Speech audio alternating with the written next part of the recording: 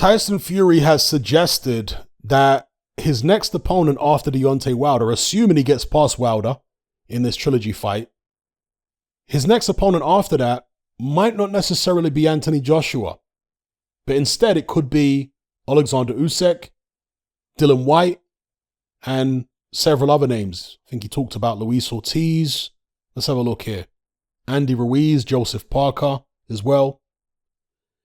Now, some people are instantly going to jump on this and say, well, here's more evidence that Tyson Fury is avoiding Anthony Joshua, doesn't want to fight Anthony Joshua. I mean, I can't really argue against that.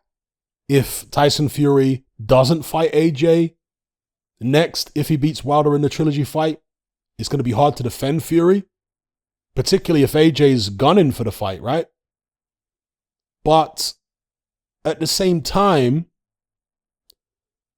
AJ's going to have to fight, right? He's going to hopefully fight Usyk, we'll see. And if Usyk wins that fight, then that would make sense, Tyson Fury putting Usyk in the list.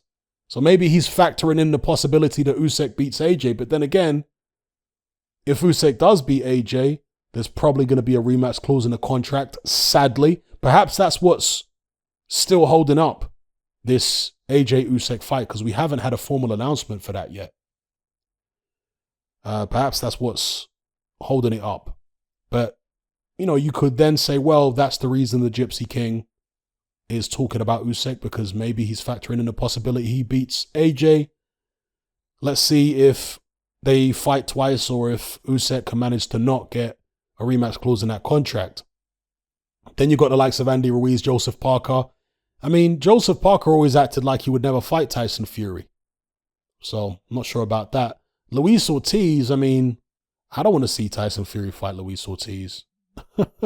What's the point in that fight at this stage? If he beats Wilder, who's clamoring for Tyson Fury to fight Luis Ortiz? No, thank you. Andy Ruiz would make more sense. Yeah, because if he eventually intends to fight Anthony Joshua, then going in there against Andy Ruiz and attempting to do a better job than AJ did, that would set up the undisputed fight with AJ very nicely. Because he can then say, look, I absolutely schooled or destroyed Andy Ruiz.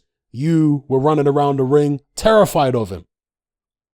And he absolutely plastered you in the first fight. So that would kind of make sense.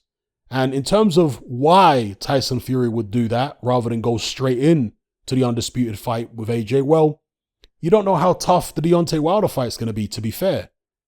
If he's coming off a real tough fight where he takes damage against Wilder, would he want to go straight into an Anthony Joshua fight after it? Maybe not, you know? So he's talking about the possibility of a voluntary defense, Dylan White. I mean, then again, people are going to say he could take punishment against Dylan White or Andy Ruiz too. And that would be a good counterpoint. So, I don't know. I'm just trying to stay neutral here. I don't want to condemn anybody. All right? Tyson Fury saying or suggesting that he might not fight Anthony Joshua next. Let's just see what happens. Because Tyson Fury says a lot of stuff. He contradicts himself, sometimes one sentence to the next. So let's just wait and see what he actually does. And he's got to get past Wilder first, and that's still a very, very dangerous man. Let's wait and see. And then based upon the decisions that he makes, then you can jump on him. Right? But I want to give him the benefit of the doubt. So anyway, let me know what you guys think in the comments.